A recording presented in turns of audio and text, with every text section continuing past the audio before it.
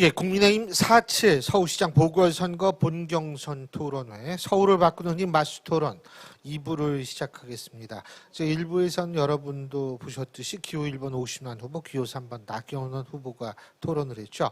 자, 이제 2부 토론을 해주실 두 분의 후보 잠깐씩 소개해 드리겠습니다. 저의 왼쪽입니다. 기호 4번 조은희 후보입니다. 안녕하십니까? 예. 그리고 저의 오른쪽에 계시죠? 기호 2번 오세훈 후보입니다. 네, 안녕하세요. 반갑습니다. 오세훈입니다. 예, 앞서 1부하고 똑같은 형식입니다. 각 2분씩 비전 소개해 주시고요. 16분씩 각자 이제 상호 토론해 주시면 되고요. 그리고 마지막으로 2분씩 마무리 토론 해 주시면 되는데요. 시간 제가 칼같이 끊을 테니까 약간 충분히들 말씀해 주시고 앞서도 말씀드렸습니다만 저는 개입을 되도록 하지 않습니다. 그 대신에 여러분들이 좀 흥미를 끌 수 있도록 너무 혼자 연설하지 마시고 그럼 제가 개입을 할 거니까요. 그거 잘 좀 신경 써주시면 될 것 같습니다. 자, 그러면 2부 토론을 시작을 해볼 텐데요. 자, 먼저 기호 4번 조은희 후보께서 2분간의 비전 발표해 주시죠. 예, 시작해 주시죠. 존경하는 서울 시민 여러분, 당원 동지 여러분, 일 잘하는 참신한 일꾼 기호 4번 조은희입니다. 많은 분들이 이번 설 연휴에 문재인 대통령 참 염치 없는 분이시다 말씀하셨습니다. 국민들은 방역 수칙 지키시느라 부모님께 세배도 못 갔는데 대통령 내부는 경호원과 카메라까지 대동하고 장보기 쇼 웬 말입니까? 문재인 정부 효도 정부 아닙니다. 불효 정부입니다. 코로나 백신이 가장 필요하신 어르신들 백신 구하는데 실패했습니다. 박영선 후보는 표절 후보입니다. 조은희 경부고속도로 지하화 공약, 25개 다핵도시 공약 베꼈습니다. 저 조은희 실력으로 박영선 잡고 문재인 정부 심판하는 승부사가 되겠습니다. 저는 서울시 여성가족정책관 최초의 여성부시장, 유일의 야당구청장으로서 일 잘한다, 야무지다, 정치 감각 있다 평가를 받았습니다. 서리풀 원두막, 횡단보도 그늘막을 만든 정성으로 재산세 반값 밀어붙인 그 뚝심으로 정권 교체, 서울시장 승리 이뤄내겠습니다. 유일하게 야당 구청장으로서 강남, 서초 다 쓰러질 때 혼자 살아남은 보수의 자존심, 조은희를 밀어주시면 조은희가 후보가 됩니다. 조은희가 후보가 되면 승리로서 보답하겠습니다. 감사합니다. 예, 고맙습니다. 자, 그럼 순서에 따라서 이번엔 기호 2번 오세훈 후보께서 말씀해 주시죠. 시간 2분입니다. 예. 이번 4월 7일 날 치러지는 선거는 문재인 정부 심판의 날입니다. 우리 국민 60%가 그렇게 믿고 계시는 게 여론조사 결과 확실합니다. 그러기 위해서는 우리 4명의 든든한 후보가 혼연일체가 돼서 멋진 경쟁을 하고 원팀이 돼야 합니다. 그리고 그 과정에서 국민 여러분들의 도움이 필요합니다. 테스형 나훈아 선생님의 말씀처럼 국가가 위기 시에 나라를 구한 것은 왕이 아니었습니다. 노론 소론도 아니었습니다. 임진왜란, 병자호란 때 나라를 구한 것은 의병들이었습니다. 그 의병 정신으로 이번에 서울시를 야권이 다시 찾아올 수 있도록 도와주시고 그리고 내년 정권 교체에 교두보를 마련해 주십시오. 이 정부 정말 파렴치합니다. 60만 원의 생활비로 자녀를 외국인 학교에 보낸다. 참 뻔뻔한 이야기를 겁도 없이 합니다. 경력증명서 위조하고 생계형으로 시민단체 활동하면 장관 되는 나라가 되어버렸습니다. 상식이 무너졌고 원칙도 없습니다.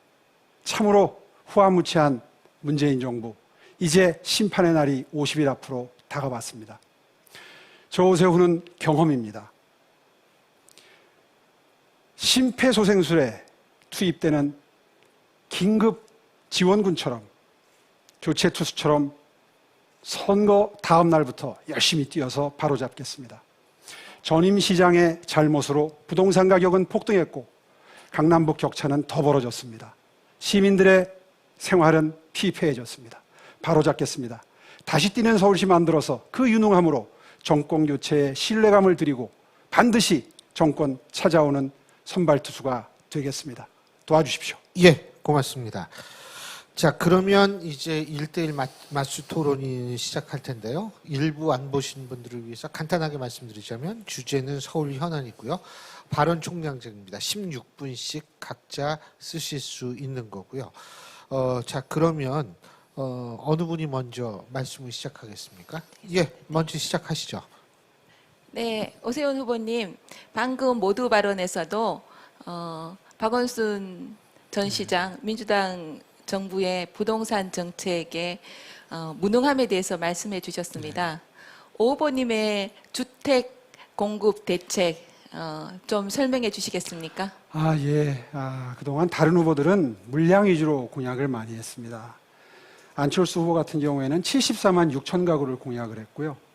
60만 가구 이렇게 공약을 했는데 저는 36만 가구를 공급하겠다. 그것도 공급하는 게 아니라 기반을 마련하겠다는 표현을 썼습니다. 왜냐하면 제가 일해본 경험에 의하면 1년에 공급할 수 있는 숫자가 한 7, 8만 호 정도가 여태까지 평균 수치였습니다. 많이 공급할 때 한 10만 호 정도 됐었기 때문에 임기 1년, 한 번 더 해야 5년인 시장 입장에서는 아마 제가 말씀드린 수치가 정확할 거라고 생각을 하고요. 재개발, 재건축을 정상화하는 것 18만 5천 호 가능하고요. 그 외에 장기전세주택이나 상생주택 같이 새로운 시스템을 도입하는 것으로 그리고 모아주택이라고 발표드렸는데 시간 관계상 생략하겠습니다. 모아주택, 상생주택으로 한 10만 가구 그리고 서울시가 그동안에 추진해오던 것 합해서 한 36만 가구 정도를 5년의 맥시멈으로 보고 그 대신 1년 내에 바로 해결할 수 있는 게 한 10만 호 가까이 됩니다. 이 서울시 정부가 바로 풀어줘도 될 만한 것들을 지구단위 계획으로 묶어놓은 게 이것저것에 많이 있습니다. 이거 취임하자마자 풀면서 바로 신속하게 주택이 공급될 수 있도록 하는 방안을 말씀을 드렸습니다. 네, 오 후보님 말씀 들으니까 시장 지내신 경험이 많은 도움이 되시는 것 같습니다. 고맙습니다. 제가 말씀 하나 여쭤봐도 되겠습니까? 네. 오 후보님 1년에 7만 2천 호 공급인데요. 네. 평균 나누면 전임 박원순 시장 때 평균 1년에 몇만 호 공급됐는지 혹시 기억하십니까? 한 5만 호 전후 정도로 뚝 떨어졌습니다. 제가 국토부 통계를 어제까지 확인을 했습니다. 네. 그런데 1년에 7만 7천 호 공급이 됐습니다. 그래요? 본 통계가 네. 좀 다른 모양이네요. 네. 예. 그런데 오 후보님 공약과 보면 박원순 전 시장님이 공급하신 그 주택 수랑 별로 차이가 안 납니다. 그렇습니다. 그래서 박원순 시장의 공급하신 그 주택 수를 빼고 플러스 36만 호인지 아니면 똑같은 건지. 네. 이 정부에서 지금 그 이사 대책이라고 내놓지 않았습니까? 지금 민간에서 활발하게 진행되고 있는 재건축, 재개발만 그대로 둬도 상당한 속도가 날 수가 있는데 이 정부는 지금 그걸 틀어막고 있습니다. 방금 전에 말씀드린 대로 이번에 이사 대책도 공공주도 대책 아니었습니까? 그렇게 되면 오히려 박원순 시정 할 때보다도 더 속도가 떨어집니다. 그런데 이번 시장은 들어가가지고 국토부와 협상을 하고 설득을 해야 됩니다. 그런데 아시다시피 변창흠 국토부 장관, 과거에 박원순 시정 때 재개발, 재건축을 민간을 틀어막고 공공을 해야 된다고 우기면서 주택 공급을 막았던 사람이기 때문에 아마 중앙정부와의 협조가 쉽지 않을 겁니다. 이제 그래서 필요한 물량 최소한으로 계산을 했고요. 그럼에도 불구하고 정부의 말하자면 우리 입장에서 보면 방해에도 불구하고 공급할 수 있는 숫자가 이 정도는 최소한 돼야 된다 하는 그런 최소한의 기준을 빌공짜 공약이 안 돼야 되니까요. 그래서 물량 공급을 그렇게 잡았습니다. 그러면 지금 박원순 전 시장과 문재인 정부의 공급 부족 때문에 지금 부동산 이 사태가 났는데 공급을 박원순 전 시장 때와 비슷하게 하시겠다. 지금 이 정부가 변창흠 장관이 공급하는 대책, 그 대책이 30만 호거든요. 그런데 그것 때문에 공급이 덜 된다. 그러니까 박 시장 때만큼 하시겠다. 이 뜻으로 들려서. 거기는 통계 수치상 좀 그 잘못 이해할 수 있는 부분이 있는데 네. 제가 시장을 하면서 마지막으로 대형 택지 개발을 몇 개 해놓고 나온 게 있습니다. 기억하시겠지만 마곡지구 같은 건데요. 그러니까 박원순 시장은 전임 시장 덕분에 공급한 그 숫자가 많이 그러니까 늘어날 수 있었던 거죠. 그런데 네. 아시다시피 지금 서울에는 국공유지를 비롯해서 민간에서 쓸 수 있는 가용한 토지가 이제 고갈돼서 없습니다. 지금은 공급을 하려면 전부 재개발, 재건축을 통하든가 원래 있던 건물들을 허물고 새로 지어야 되는데 빈 땅에다가 짓는 거하고 속도 차이가 많이 납니다. 그래서 이 허무는 것까지, 그러니까 아시다시피 재건축, 재개발 같은 경우에는 계획 단계부터 추진이, 제조, 8단계 있습니다. 그러니까 여러 단계가 있기 때문에 8단계. 네. 예, 그래서 평균 10년 이상이 걸리거든요. 그런 상황을 감안을 한다면 박원순 시장은 전임 정부 덕분에 쉽게, 전임 시장 덕분에 쉽게 했던 것을 감안을 해서 계산을 하면 착시 현상이 있습니다. 네, 그럴 수도 있겠네요. 그런데 그렇습니다. 제가 알기로는 박원순 시장 초기보다 최근 4년간 평균 8만 호고 초기 때는 그거보다 더 공급량이 줄었거든요. 그럼 제가 다시 이렇게 여쭙겠습니다. 오 후보님이 시장 시절 5년 동안 1년의 평균 주택 공급량 혹시 기억하고 계십니까? 제가 공급했던 숫자를 정확하게는 기억을 못합니다만은 당시에는 사실은 준비 단계였던 게 많습니다. 아까도 말씀드렸던 것처럼 뭐 발산지구, 마곡지구 기억하시는 그런 4-5군데의 그 택지 개발이 뉴타운 재개발 재건축이라는 이름으로 서울 시내 전역에서 이루어졌죠. 아까 말씀하셨던 10개 이상의 단계 중에 전 단계에 해당하는 게 많았고요. 그 기초를 놓은 덕분에 후임 시장이 그 혜택을 누렸던 거죠.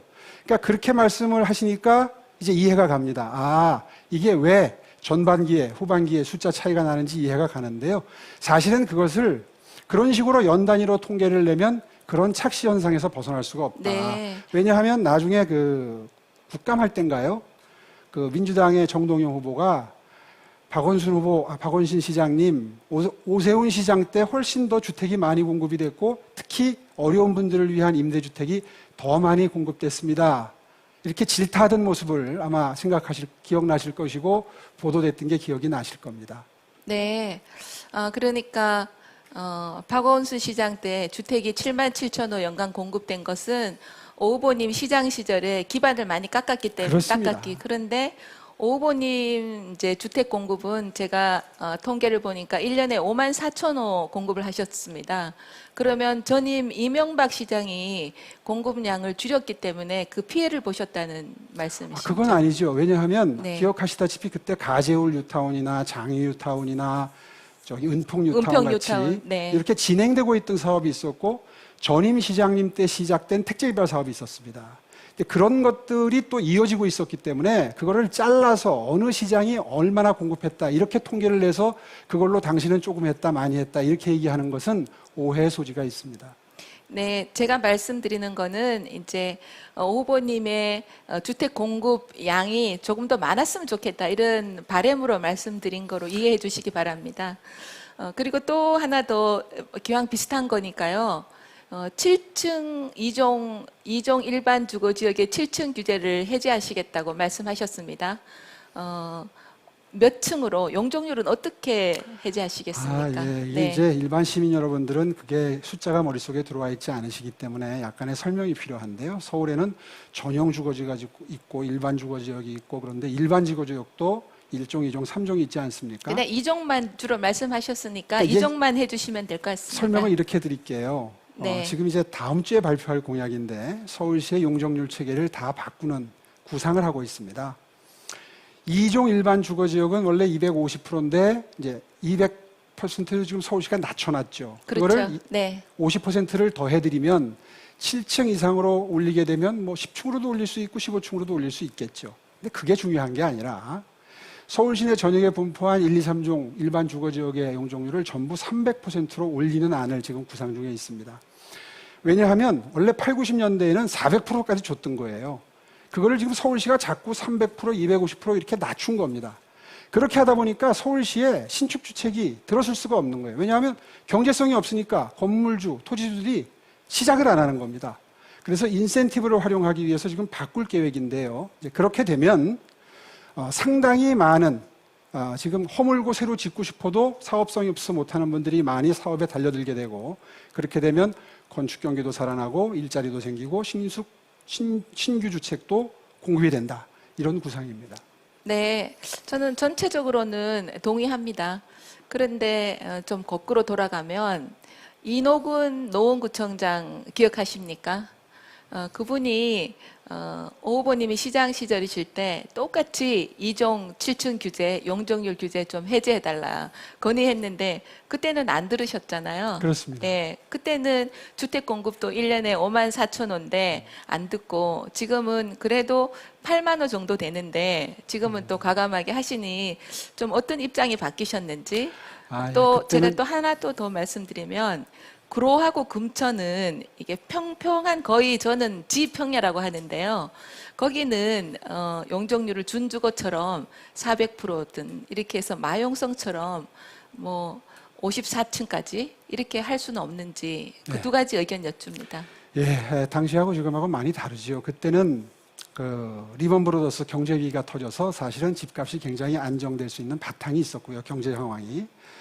그렇기 때문에 사실은 오히려 경기를 부양해야 될 필요가 있을 정도의 시기였습니다.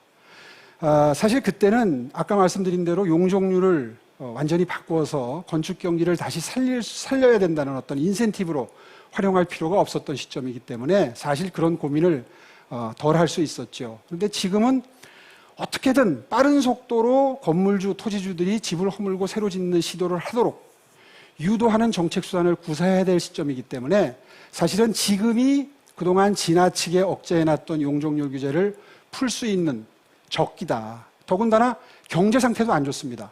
그러니까 건축 경기가 차지하는 비율이 매우 높거든요, 서울 시내. 그래서 건축 경기도 살릴 겸, 일자리도 만들 겸, 그리고 부족한 집도 공급할 겸 해서 이번이 바로 용적률을 완전히 바꿀 수 있는 기회다. 그래서 상업지역까지 늘린다 하는 구상도 지금 하고 있고요. 그 다음에 두 번째 질문이 뭐셨죠? 구로금천. 예, 구로금천 쪽에 페이스북에 쓰신 글을 제가 아주 감명 깊게 봤습니다. GBL 쪽에 20만 가구의 신축 주택을 공급하겠다. 맞습니다. 조은희 구청장님 그동안에 서울 시내 전역을 돌아다니면서 사진을 찍으면서 현장 감각을 익히고 현장에 대한 느낌을 쓰신 걸 제가 아주 감명 깊게 봤는데, 서울은 전체적으로 볼 때 동북권은 배두탄화되어 있습니다. 주거는 많고 업무시설은 없습니다. 반대로 정반대편에 있는 서남권은 업무시설은 꽤 있고 중공업지역 땅도 많은데 주거가 아직도 열악합니다. 그래서 적어도 서남권을 비롯해서 이 비강남 지역은 좀 더 용적률 규제를 많이 풀어서 많이 공급할 수 있도록 해주는 게 기본적인 서울시의 비전이 돼야 된다고 저는 생각을 합니다. 특히나 서남권은 준공업 지역으로 묶여 있는 곳이 많기 때문에 이 준공업 지역을 과감하게 용적률 한 700%까지 풀 구상을 하고 있습니다. 네. 그렇게 되면 불이 붙을 거고요. 네, 네. 신속한 주택 공급이 가능해질 거라고 생각합니다. 네, 잘 알겠습니다. 예, 이제 제가 좀 질문을 드리겠습니다. 제가 참 요즘에 토론 준비를 하면서 우리 조은희 후보님 페이스북에 올리는 글을 보면서 정말 감동을 많이 받았는데, 제일 감동을 받은 걸 하나를 꼽으라면 공유 어린이집입니다. 사실은 서울의 어머님들이 굉장히 고통을 받고 계시고, 특히 한 2-3살, 3-4살 아이들을 키우는 어머님들, 부모님들은 참 고통을 겪으시는데, 공유 어린이집으로 정말 예산 안 들이고도 대기 아동수도 줄이고 했는데, 그 시스템이 과연 서울시장이 되면 전 서울시로 전파가 될 수 있는 것인지 한번 그 구조를 좀 설명을 해주시면 좋겠습니다. 네, 제가 서초구청장에 취임해서 보니까 전임 구청장님들보다 제가 10배, 1년에 10배씩, 그래서 국공립 어린이집 제조기라는 별명까지 있습니다.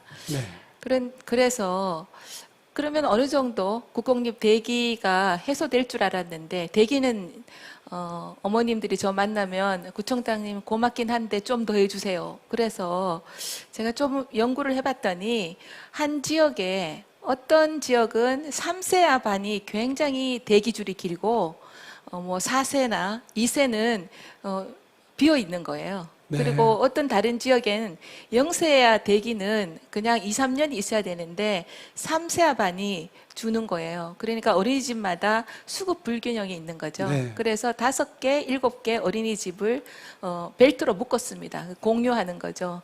그러면 지금 시범 사업인데도 대기 줄이 40% 줄고 부모님과 또 교사들 만족도는 93%가 넘습니다. 그래서 지금 서초구의 어린이집 절반이 지금 공유 어린이집 시스템으로 하고 있는데 제가 서울시장이 되면 저녁에 이 공유 시스템을 도입해서 국공립도 많이 짓고 수급 불균형도 해소하는 그런 뭐 약간 일머리 있는 보육 대책을 하겠다 이런 말씀을 드립니다. 예. 질문해 주셔서 감사합니다. 예, 아니 네. 정말로 그 칭찬해드리고 싶은 것이 사실은 우리 둘이 호흡 맞춰서 일하던 시절에 서울형 어린이집이라는 게 그때 새로 도입이 돼가지고 예산 많이 안 들이고 새로 짓지 않으면서도 많은 부모님들이 그 혜택을 보셨는데 그 업그레이드 버전이 서초구에서 이렇게 정말 괜찮은 형태로 바람직한 형태로 실험이 되는 걸 보면서 아, 정말 이런 게 진정한 위민 행정이구나 이런 생각을 할 기회가 있었고요. 그리고 길거리를 지나가면서 한여름에 정말 이건 정말 잘했다 하는 생각이 들었던 게 서초구발로 시작된 그게 인공 그늘막 같은 게 있지 않습니까? 그게 이름이 뭐죠? 횡단보도 그늘막입니다. 횡단보도 그늘막이 이제 전 서울 시내에 다 퍼졌는데 네. 아마 전 세계 어느 도시를 가도 이렇게 정말 그 위민 행정에 저는 극치라고 생각을 합니다. 한 자치구가 모범 사례를 만들어서 전 서울시에 뭐 거의 이제는 뭐 예외 없이 실현이 되고 있는 모습을 보면서 정말 칭찬해드리고 싶었고요. 또 한 가지는 우리 청년들이 지금 취업을 못해서 굉장히 고통을 받는데 제가 지난주에 청년 대책을 몇 개 내놨습니다. 제 청년 취업 사관학교라는 걸 내놨는데 사실은 솔직히 고백하건대 서초구에서 블록체인 그 교육과정을 만든 걸 보면서 일부 아이디어를 얻었습니다. 어떻게 하면 우리 청년들에게 직업을, 취창업을 할 수 있는 기회를 줄까? 그 시스템도 좀 잠깐 설명해 주시면 좋겠습니다. 네, 우선 칭찬해 주셔서 감사한데 우리 토론회가 되게 재미없다고 느낄 것 같아요. 서로 이렇게 칭찬 분위기여서. 근데 이제 서리풀 원두막인데요. 횡단보도 그늘막은 1도의 정성에서 시작했습니다. 이제 기후 위기여서 횡단보도에 서면 굉장히 어르신들 또 임산부들 다 힘들어 하시잖아요. 저도 마찬가지고 얼굴에 김이 낄까봐 이렇게 가르고 다니는데요. 그래서 6개월 동안 연구해서 1년 동안 시범 사업을 해서 그늘막을 세웠습니다. 처음에 2개 시범 사업할 때는 서울시가 막지 않았는데 박원순 전 시장이 막았습니다. 도로법상 적치물 위반이라고. 아, 그런 일이 있었어요? 네, 그래서 제가 아무리 해도 제가 그거를 밀어붙인다고 저를 감옥에까지 보낼 것 같지는 않더라고요. 그래서 과감하게 했는데 전국에서 벤치마킹하고 그러다가 보니까 도로법 그 규칙도 바뀌게 됐습니다. 행안부에서 가이드라인을 서초구 스타일로 해라. 그래서 지금 제주도에서도 어디서도 보게 됐는데 저는 행정을 하면서 국민과 시민의 생활을 위한 것이면 용기를 가지고 그냥 밀어붙여도 좋은 일이 생긴다. 이런 교훈을 얻었습니다.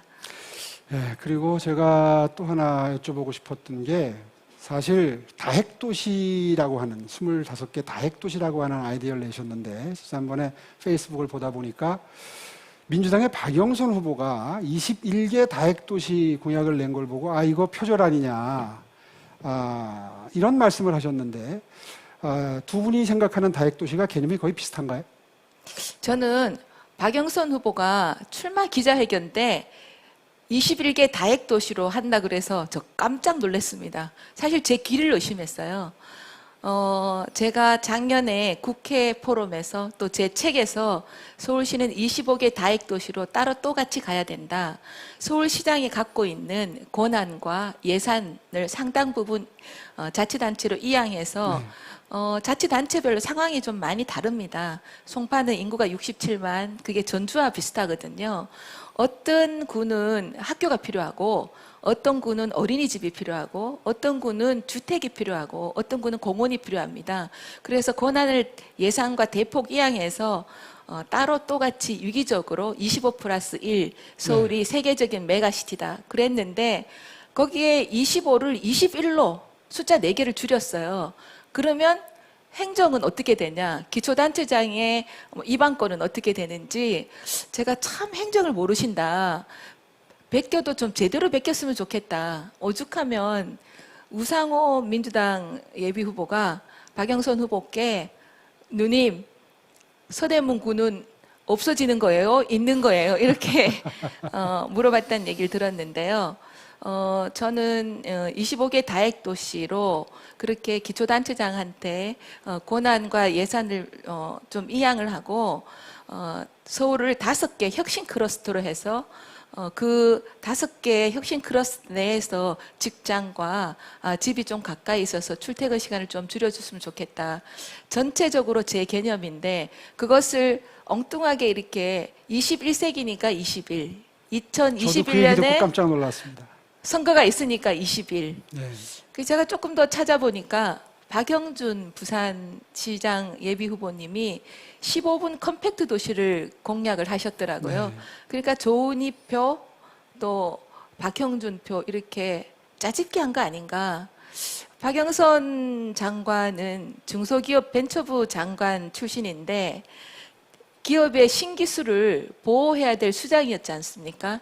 근데 야당 서울시장 예비후보, 부산시장 예비후보의 공약을 그렇게 아무렇지도 않게 네. 베끼고 또 발표하시는 걸 보고 저 지금도 굉장히 안타깝게 생각하고 있습니다.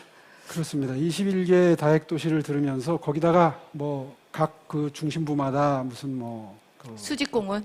네. 수직 정원을 만든다는 수직 정원, 말씀을 네. 듣고 정말 기가 막혔는데요. 사실은 요즘에 도시건축학자들이 15분 슬세권 얘기는 합니다. 그러니까 이 언택트 시대, 집에서 모든 것이 이루어지는, 집 근처에서 운동도 하고 여가 생활을 공원도 즐기는, 있고. 네. 그렇죠. 녹지공원도 있고 그런 개념을 도입을 해서 되도록이면 생활권 근처에서 모든 게 해결되는 슬리퍼 신고 걸어갈 수 있는 거리에 모든 생활 편의시설이 존재하는 그런 다핵 구조를 만들자는 거는 사실 요즘에 유행처럼 건축학자들이 얘기하는 거거든요. 네.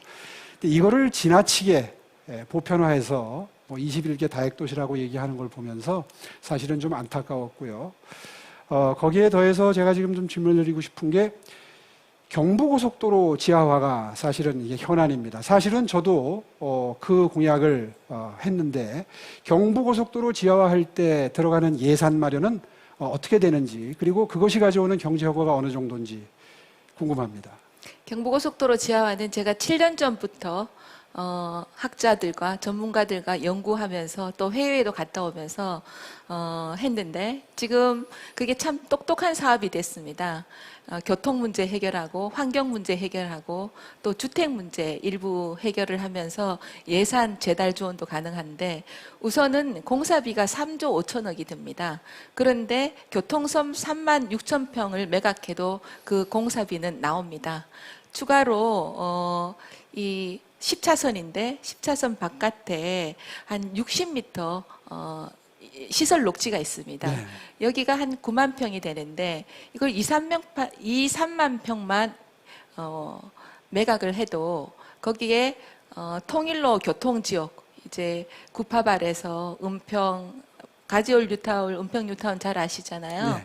거기 교통지역 문제를 해결할 수 있는 그래서 저는 구파발에서 강남까지 30분 만에 주파할 수 있는 30분 강남북 지하고속도로를 크게 예산 안 들이고 물론 서울시의 마중물 예산은 필요하겠지만 가능하다 이런 좀 업그레이드된 구상을 말씀을 드렸는데 이것도 박영선 후보가 그대로 가서 제가 업그레이드된 30분 이 은평구 또 서울 서북구의 교통 문제는 미처 못 보셨나 봐요.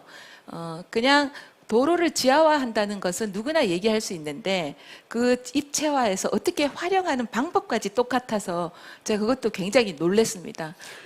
조은희 후보님 구상에 의하면 그 6.8km인가요? 네, 6.8km입니다. 6.8km 위에 주택은 몇 채가 들어갑니까? 주택은 15,000호에서 2만 호 정도 들어갈 수 있습니다. 녹지 공간은 그럼 몇 퍼센트나 되나요? 그렇게 하면? 녹지 공간이 거의 지금 10차선 그 구간은 전부 녹지 공간입니다. 지금 제가 말씀드리는 거는 시설 녹지. 지금 경부고속도로 가면 방음벽이 있지 않습니까? 방음벽과 다른 아파트 사이에 그 시설 녹지가 9만 평이 있습니다. 그 다시 9만 말해서 평에 조금 나지막하게 한 20평 정도로 지으면 사실은 반값 아파트가 아니고 5분의 1값으로 아파트를 지을 수가 있죠. 지금 제가 궁금한 것은 전체 비율 중에 그 상부 면적 중에 몇 퍼센트나 녹지고 몇 퍼센트나 주택이 들어가는지가 궁금한 겁니다. 거의 60% 이상이 녹지입니다. 예, 그 정도 되면 교통결절점 같은 경우에는 상업시설을 집어넣어서 아까 말씀하신 3조 5천억을 뽑고도 남음이 있다. 네, 네. 그런 3조 설명이죠. 5천억. 네, 네. 사실은 제가 이걸 왜 자꾸 여쭤보냐면 박영선 후보 같은 경우에는 처음에 30만 호를 공공주택을 공급하겠다. 그리고 토지 임대부로 공급하겠다. 그래서 제가 비판을 했습니다. 토지 임대부로 하려면 국경유지가 있어야 되는데 서울시에는 빈 땅이 없다. 그렇기 때문에 30만 호를 토지 임대부로 공급하려면 서울시 소유의 땅이 있어야 되기 때문에 안 된다고 했더니 완전 불가능한 얘기를 하시는 예. 겁니다. 그렇죠? 박영선 후보님이. 네. 전혀 기초가 흔들리는 말씀을 지금 하고 계시는 건데 그렇게 했더니 그 방법론으로 경부고속도로 지하화를 말씀을 하시더라고요. 네. 그거에 대해서는 어떻게 생각하십니까? 저는 제가 작년 7월인가 정세균 총리님한테 이 안을 말씀드리면서 이거는 국가 사업으로 해야 된다 했거든요. 그게 혹시 뭐 건너갔는지 저는 잘 모르겠습니다. 그렇지만 너무 서리걷다. 사업의 이 일머리를 너무 모르고 그냥 말로만 하신다.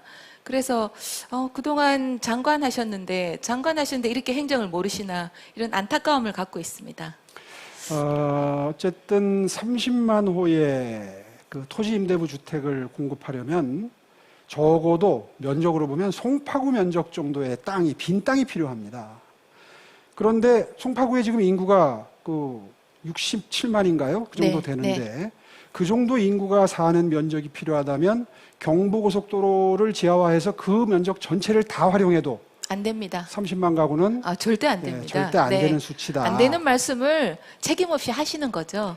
제가 또 박영선 후보가 지금 컨텐츠가 없으니까 문재인 정부의 이 무능한 문재인 정부의 장관들을 전부 고문으로 영입하셔가지고 서울시정도 정말 무능한 재판이 되려나 걱정되는데 그 중에 제일 걱정되는 것이 정경두 전 국방부 장관의 영입입니다. 네. 근데 문재인 정부도 북한 눈치 보고 있는데 서울시정도 일부 심하게 걱정하시는 분은 평양한테 다 퍼주려고 저런 분을 영입하느냐 이렇게 해서 정말 걱정이 많고 저도 걱정을 합니다. 왜 정경두 전 국방부 장관이 고문이냐? 왜 서울시정을 평양에 들러리로 만들려고 걱정하시는 분 그 걱정이 이해가 되더라고요. 어떻게 생각하십니까? 원래 본인이 일에 대해서 자신이 없거나 그런 분들이 좀 뭐 표현은 그렇습니다만은 저 누구 압니다. 누구랑 친합니다. 이렇게 과시를 하죠.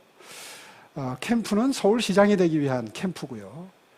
실무적으로 충실한 공약, 튼실한 공약 만들 만한 인사들만 있으면 선거는 치르는 거거든요. 이제 그런 의미에서 이런저런 분들을 영입하고 만나고 하는 모양새를 내는 게 사실은 저는 체질에 맞지 않습니다. 모르겠습니다. 다른 분들은 또 어떻게 보시는지 그건 모르겠고요. 제가 걱정이 되는 것은 지금 박영선 후보가 내놓고 있는 공약마다 현실성이 매우 떨어지는데 민주당의 유력 후보로 등장을 하고 계시기 때문에 우리 4명의 후보가 공약도 힘을 모으고 혼연일체가 돼서 함께 혼연일체가 돼서 싸울 때 아마 서울시장 자리를 탈환해 올 수 있지 않을까 하는 생각을 합니다. 시간이 조금 남았는데 그 외에도 박영선 후보의 공약에 대해서 혹시 느끼고 계시는 점이 있으면 좀 평가해 주시면 좋겠습니다. 저는 시간을 거의 다 썼네요. 말씀하실 때마다 제가 깜짝깜짝 놀래요. 창동 가셔서 반값 아파트 공급하시겠다고 하니까 그 다음날 김성환 의원 또 우원식 의원이 박영선 후보 잘 모르니까 저렇게 했다고 뒤집으니까 일주일 후에 거기에 모더나 백신 공장을 짓겠다 이렇게 했거든요.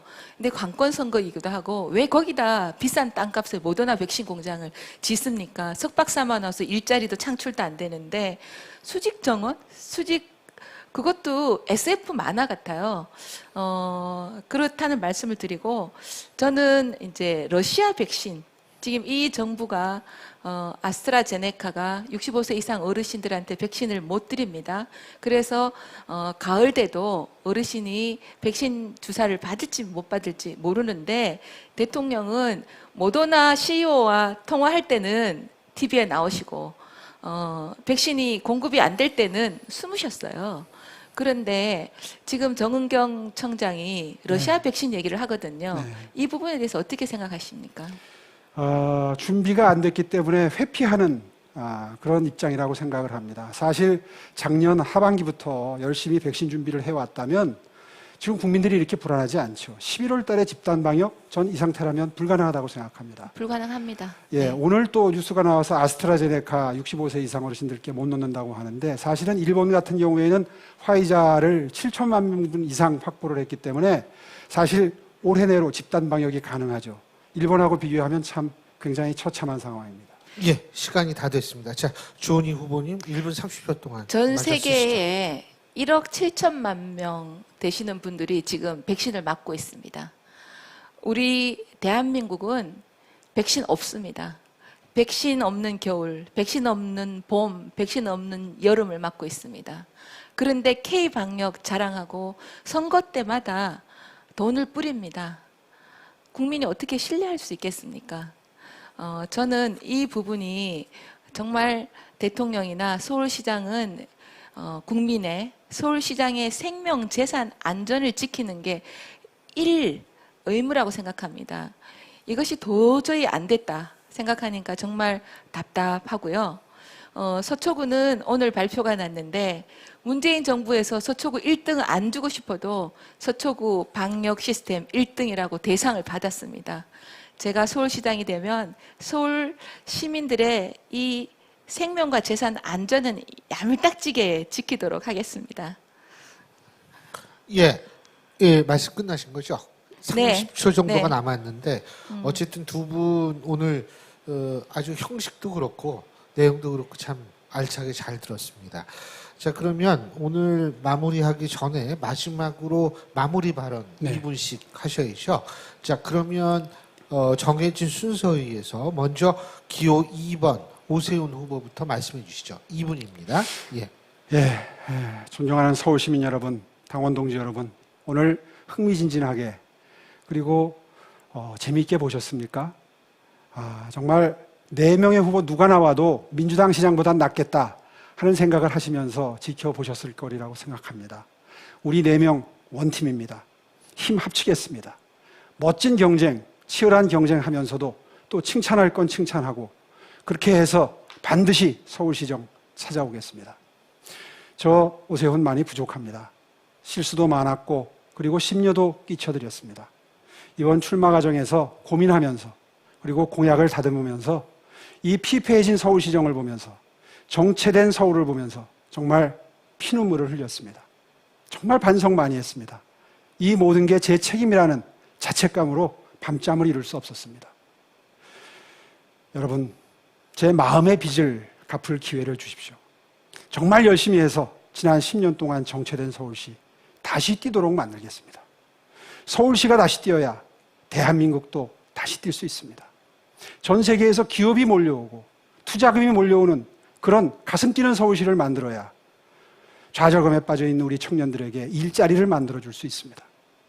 글로벌 경제문화도시, 최첨단 과학기술과 문화예술의 감수성이 어우러져서 정말 매력 있는 공간, 그런 세계적인 도시를 만드는 것, 1년 동안 밑그림을 철저하게 튼실하게 그리겠습니다. 아울러서 그보다 더 중요한 일, 코로나로 고통을 겪고 계시는 우리 서울 시민들 보듬고 배려하는 행정으로 1년 동안 중앙정부가 못한 것 서울시가 잘해서 유능함을 인정받아서 우파에게 맡기면 다시 살아나는구나 사례를 만들어서 내년 정권교체에 교두보를 마련하겠습니다. 조세훈 열심히 뛰어서 보답드리겠습니다. 도와주십시오. 감사합니다. 예, 고맙습니다. 자, 마지막으로 기호 4번 조은희 후보 말씀해 주시죠. 여러분, 토론 잘 보셨습니까? 여기 함께 하신 오 후보님은 10여 년 전 저와 서울시장, 부시장으로 호흡을 맞췄던 존경하는 동반자십니다. 최근까지 저는 오 후보님이 조은희 캠프의 리더가 돼서 조은희를 최초의 여성 서울시장으로 만들고 오 후보님은 우리 당의 대선 후보가 되셔서 문재인 정권을 심판하는 멋진 리더가 되시기를 기대했습니다. 오늘 만감이 교차합니다. 그러나 저는 여전히 오 후보님이 성공하시기를 믿고 기대하고 있습니다. 그렇지만 서울 시민은 변화를 원합니다. 시대가 바뀌었습니다. 시대 정신이 바뀌면 사람도 바뀌어야 합니다. 서울시 10년, 무능한 10년을 심판하기 위해서 그 불판을 바꾸기 위해서는 우리 보수도 참신하고 실력 있는 새로운 인물로 승부를 해야 합니다. 저 조은희가 승부사가 되겠습니다. 저는 젊은 층에 지지도가 많습니다. 민주당 정권을 실망한 중도층도 저를 지지합니다. 지난 지방선거에서 강남 송파도 지지만 저 혼자 살아남았습니다. 이기는 DNA가 있는 저 조은희에게 칼을 쥐어주십시오. 조은희가 안철수 건너 박영선 잡고 민주당 정권 심판하겠습니다. 승리로서 보답하겠습니다. 힘을 모아주십시오. 감사합니다. 예, 고맙습니다. 제가 오늘 방송 쭉 하면서 우리 시청자 여러분한테 뒷얘기 하나만 말씀드릴게요. 오늘 네 분 후보 말씀하실 때 우리가 흔히 프롬프트라고 그러죠. 이 앞에 글씨 올라가는 거예요. 그런 거 전혀 없었습니다. 네 분 후보들이 아무런 장치 없이 제가 오늘 참 그걸 인상 깊게 봤거든요. 정말 하도 우리가 그동안 읽는 정치인들한테 익숙해져서 그런지 모르지만 저한테는 아주 신선한 충격으로 다가왔습니다. 오늘 그만큼 네 분 후보들이 여러분한테 충분하게 자기 입장, 자기의 생각을 전해드렸으리라고 저 역시도 생각을 하고요. 마지막으로 한 가지, 이 선거라는 거요. 여러분 가서 대충 찍으시기보다는 함정인 판단, 이성적인 판단에 의해서 그 기준에 의해서 투표하시는 것이 가장 중요합니다. 오늘 바로 이 자리가 여러분의 그런 이성적 판단에 가장 중요한 객관적 자료가 되었기를 바라겠습니다. 장시간 동안 여러분들 보시느라고 정말 수고하셨고요. 오늘 지금 이 자리에 계신 두 분의 후보님들도 말씀하시느라고 정말 수고하셨고 말씀 잘 들었습니다. 고맙습니다. 감사합니다. 예. 자, 그러면 오늘 첫 번째죠. 그 4월 7일에 진행될 서울시장 보궐선거 국민의힘 후보 경선 그 첫 번째 순서 서울을 바꾸는 힘 마스투런 오늘 순서는 여기서 모두 줄이겠습니다. 장시간 동안 시청해 주시는 여러분 고맙습니다. 감사합니다.